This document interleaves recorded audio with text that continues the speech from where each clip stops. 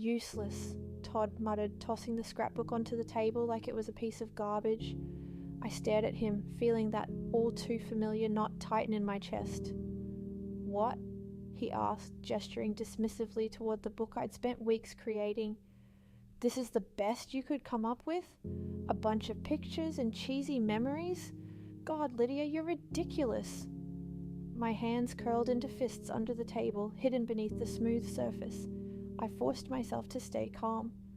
I thought you'd appreciate something personal, I said softly. It's a collection of all the memories we've made together, our story. He rolled his eyes, the sneer never leaving his face. What story? You're always clinging to the past. We've barely done anything worth remembering. He stood up, running a hand through his hair like I was the cause of all his frustrations. You could have gotten me something useful, but no. You waste time on sentimental crap like this. It's embarrassing. I took a slow breath, swallowing back the hurt. I wanted to do something meaningful for our anniversary, Todd. He barked out a short, humorless laugh. Anniversary? What anniversary? This isn't working anymore, Lydia. You're not working anymore. He folded his arms, leaning against the wall with a smirk that made my skin crawl. I need someone who actually adds value to my life. Someone who isn't you. My stomach flipped. What are you saying? His smile grew wider, smug and cruel. I'm saying I'm done. I'm leaving you, Lydia. I've met someone else. Her name's Mara. She's 20, fun, and actually knows how to enjoy life, unlike you. The words hit like a slap across my face, but I didn't let him see me flinch, not this time. And you think this is the right way to tell me? My voice trembled, but I kept it steady, refusing to let him see how deeply he'd cut me. Right after I poured my heart into this? Todd snorted. There you go again. Your heart. That's your problem, Lydia. You're all heart and no substance. I deserve more.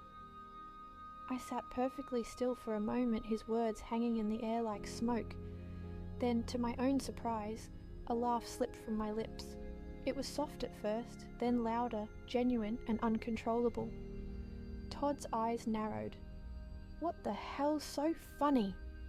Still laughing, I stood up, my fingers tracing the edge of the scrapbook before I picked it up. You really have no idea, do you? His smirk faltered. What are you talking about?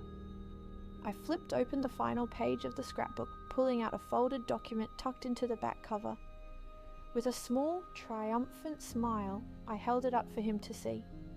This, I said, is the deed to a vacation house I bought for us. I was going to surprise you tonight. Todd's mouth fell open. You bought a house? I slipped the paper into my purse, my smile never fading. Guess Mara won't be enjoying that, will she? His face twisted in confusion and panic, the smugness draining from him faster than I ever thought possible. Wait, since when do you make decisions like that? I raised an eyebrow. Since I realized I couldn't depend on you for anything, Todd. While you were off chasing some 20-year-old, I was building something real for us. Silly me for thinking we were on the same page. He opened his mouth to argue, but nothing came out. His gaze flicked to the scrapbook on the table, like it was suddenly worth something now that it held more than just memories. Now that it represented everything he was about to lose. You're overreacting, he tried, his voice strained. This doesn't change anything. Mara and you, I interrupted, shaking my head. I don't care, Todd. Take her. Take your midlife crisis and go. You've made it perfectly clear where I stand. I turned and walked down the hall to the bedroom we once shared, Todd scrambling excuses following me like a bad echo. I unzipped a small suitcase, calmly packing just the essentials, my clothes, my laptop, and, most importantly, the deed to the vacation house. He could have his 20-year-old, but I was keeping my future. As I stood in front of the dresser, I lingered over the photos we'd once proudly displayed. Our wedding, our first vacation, lazy Sunday mornings captured in still frames. They felt distant now, like artifacts from someone else's life.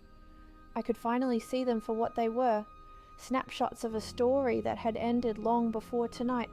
When I returned to the living room, Todd was standing by the front door, arms crossed in an awkward attempt to look unaffected. "You're really just gonna walk out?" "I am," I said, brushing past him without a second glance. "This is ridiculous," he snapped. "You're being petty, Lydia. You'll regret this." I paused at the threshold, looking back at him one last time. "Maybe," I said, voice soft but resolute. "But at least I won't regret staying in a marriage where I'm nothing but a punchline to you." With that, I stepped outside into the crisp night air, the cool breeze filling my lungs like the first breath after surfacing from deep water. As I walked to my car, the weight of Todd's expectations lifted from my shoulders.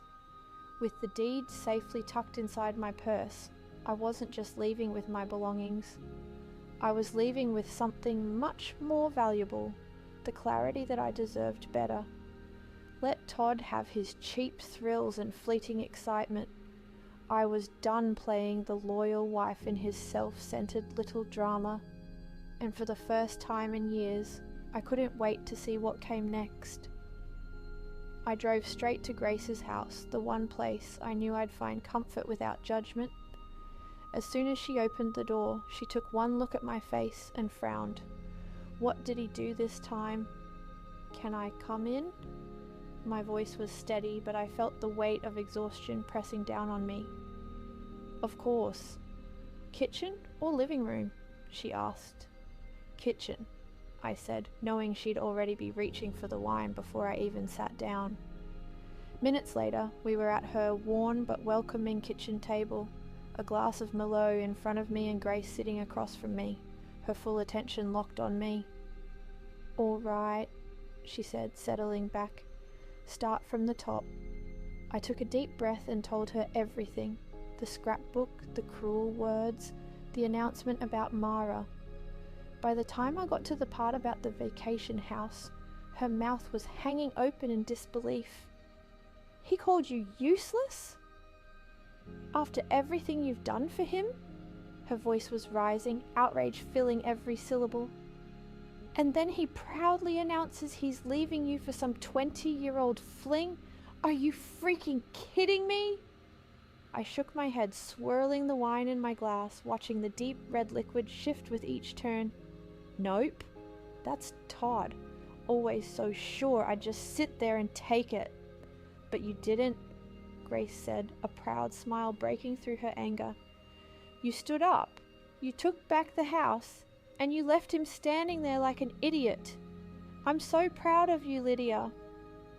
Hearing her say it made something shift inside me.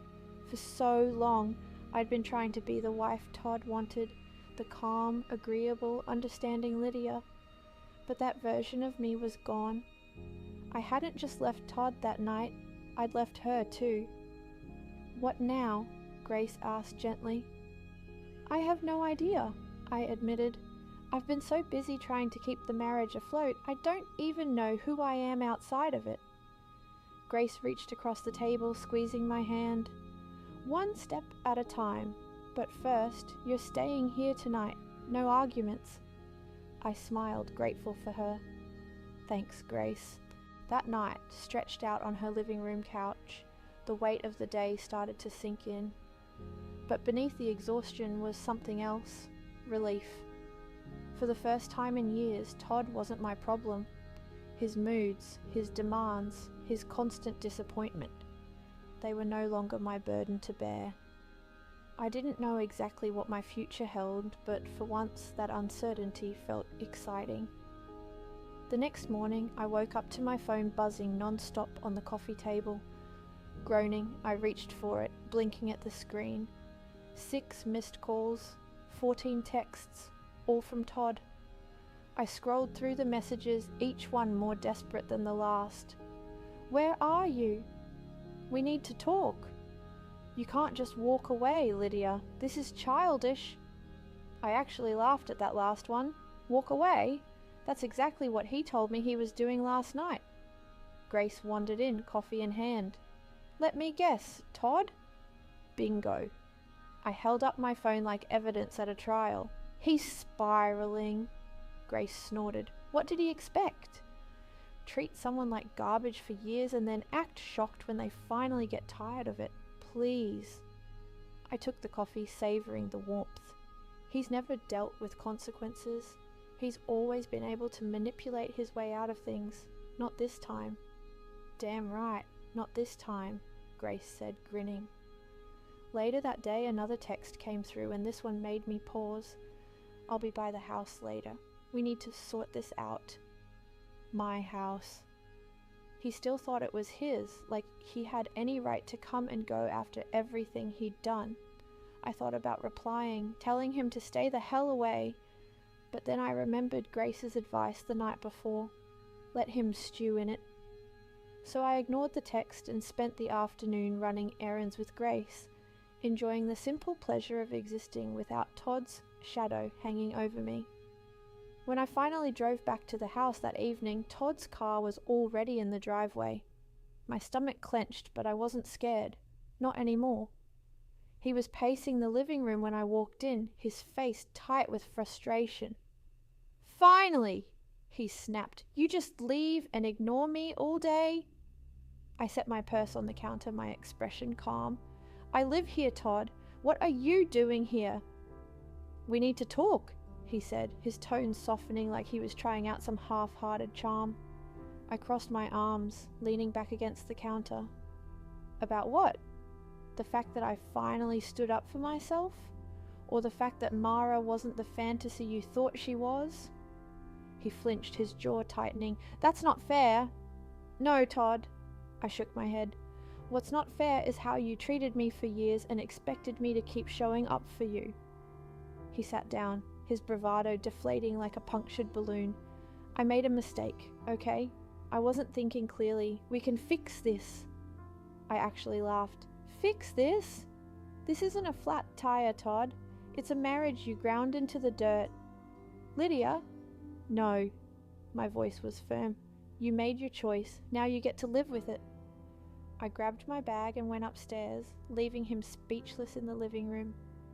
The next day I packed up his things, every last trace of him, and left the boxes by the front door. When he showed up that evening, smug, like he still thought he had the upper hand, I met him on the porch with a manila folder in my hand. What's this? He asked, eyeing the folder. Your stuff, I said, gesturing to the boxes. And the contact information for my lawyer. She'll be handling everything from here. His face darkened. You're being ridiculous. You can't handle life without me. I smiled, faint but confident. We'll see about that. Now get off my porch. He grabbed the boxes, muttering under his breath, but for once I didn't care. His opinion of me no longer mattered. The next 2 weeks felt like fresh air after a storm. The house was peaceful, no longer filled with tension and eggshell silence. I worked hard, reconnected with friends I'd drifted from, and spent plenty of evenings drinking wine with Grace, who was thrilled to see me standing my ground. Good riddance, she said one night. That man was an anchor around your neck. There were moments, of course, late at night in the quiet, when I wondered if I'd made the right call, but those doubts were fleeting. Especially after Todd called. Lydia? His voice was tight with frustration. We need to talk. What do you want, Todd? I asked, already tired. It's Mara, he said, bitterness coating every word. She left. The corner of my mouth twitched. Is that so? She called me pathetic, he spat. Said I threw away the only good thing I had. She couldn't believe I let you keep the house. I smiled. I imagined that stung. She said I was a complete idiot, he continued, oblivious to my amusement. She laughed at me and left. And why are you telling me this? I asked, voice cool. Because I made a mistake, he said, voice cracking. A huge mistake. Can we talk? No, Todd. I said firmly.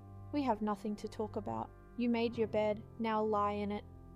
I hung up, cutting off whatever excuse he was about to offer. That night, curled up on my couch with a cup of tea, I felt nothing but peace. Todd's life was unraveling, but it wasn't my job to fix it anymore. For the first time in years, I had my life back, and I wasn't going to waste another second of it looking over my shoulder. Todd had underestimated me, but I never had. For the first time in years, I knew exactly where I belonged. The weeks after the divorce were a whirlwind, but for once, the chaos felt like mine to manage. Without Todd's shadow hovering over every decision, I found myself rediscovering pieces of myself that had been buried beneath years of his criticisms, dismissive sighs, and constant demands. It wasn't just about rebuilding, it was about reclaiming, thriving. One of the first things I did was drive out to the vacation house. For so long, it had been a symbol of hope, a future I thought we were building together. But now, standing in front of it with my keys in hand, I realized it had nothing to do with Todd. It was my dream, my work, my reward. The house was even more beautiful than I remembered, perched beside a glittering lake, framed by tall pines, quiet and strong. Inside, the rooms felt airy and welcoming, sunlight pouring through wide windows that overlooked the water. I spent the whole weekend there alone, unpacking, arranging of furniture, and breathing in the sweet silence. Every time I settled something into place, it felt like I was reclaiming another piece of myself. Grace came to visit the following weekend, carrying a bottle of wine in one hand and a loaf of fresh bread in the other. She stepped inside, took one look around, and whistled low.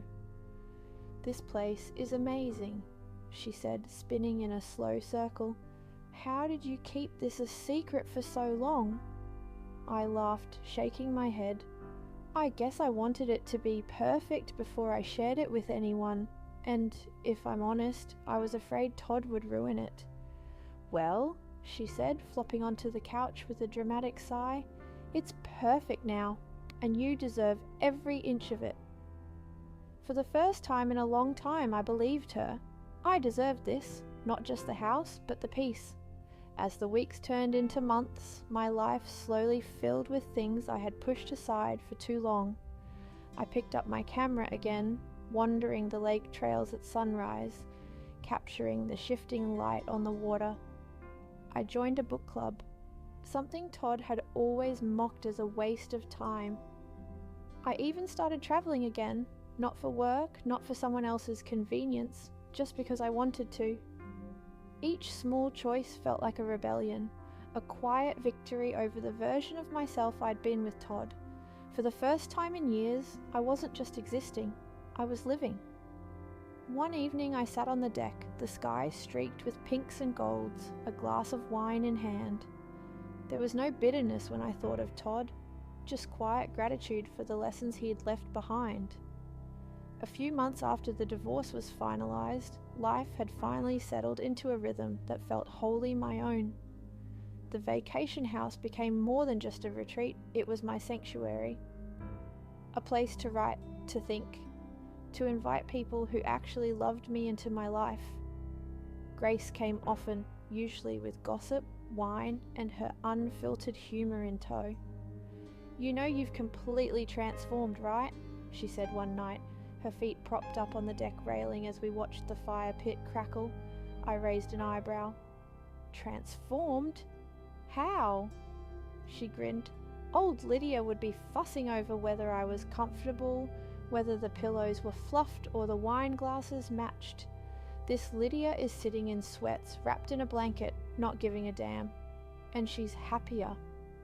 I laughed, warmth spreading through me. I guess I finally realized I can't control anyone else's happiness. Trying to make Todd happy was like pouring water into a bucket with a hole in it. It was never enough. The lessons carried into every part of my life. I started freelancing again, something Todd had always scoffed at.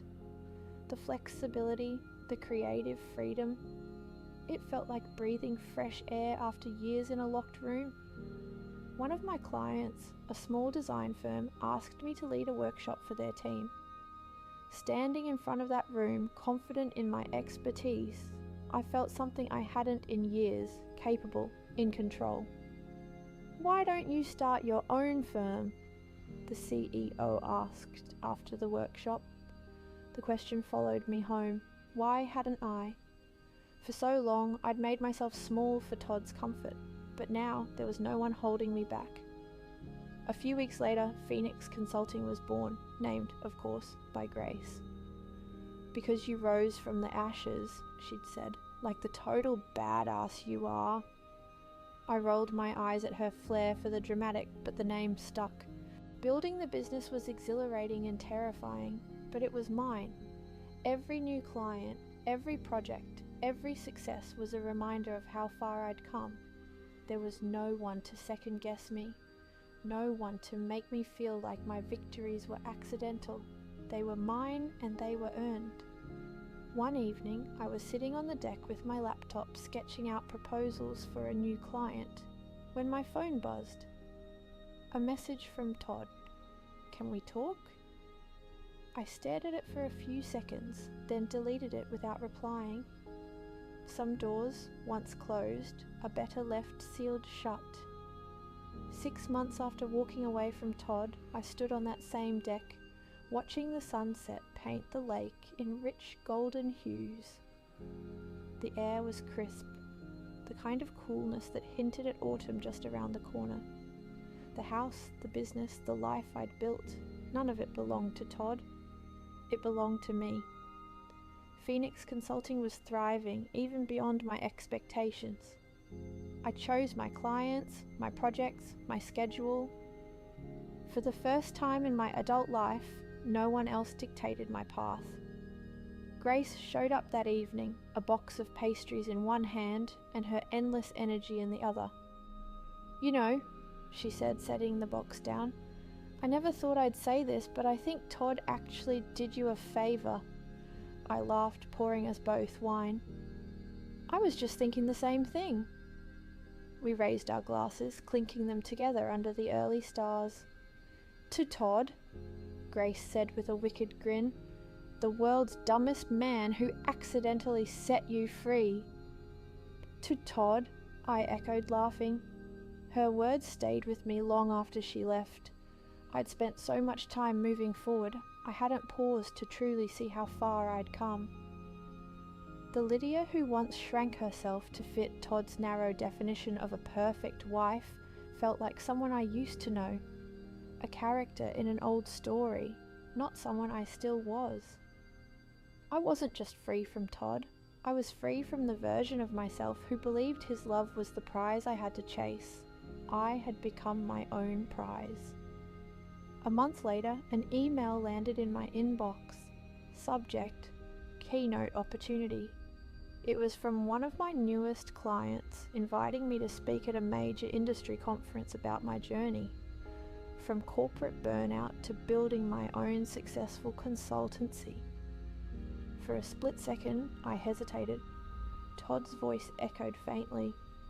His mocking tone, always belittling my ideas, always making me question my instincts. But then, just as quickly, that voice faded. "I'd be honoured," I typed back and hit send. The conference became a new chapter, a chance to own my story on my terms. With Grace's help, I crafted a speech that didn't hide the messy parts, the failures, or the heartbreak. The truth was part of the success. When the day came, I stepped onto the stage, facing the crowd with a calm confidence I could never have imagined a year ago. "My name is Lydia," I began, "and a year ago I would have never believed I'd be standing here.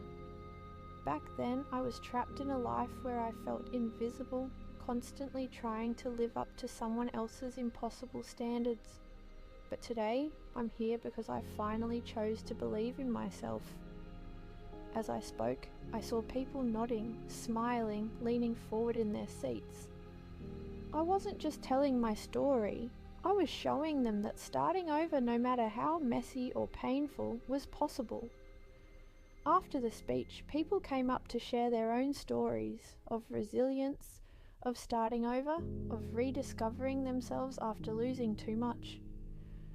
Their gratitude lit something inside me. That night, sitting on my deck with a blanket around my shoulders, I thought about Todd for the first time in weeks. He was a distant memory, a lesson, nothing more.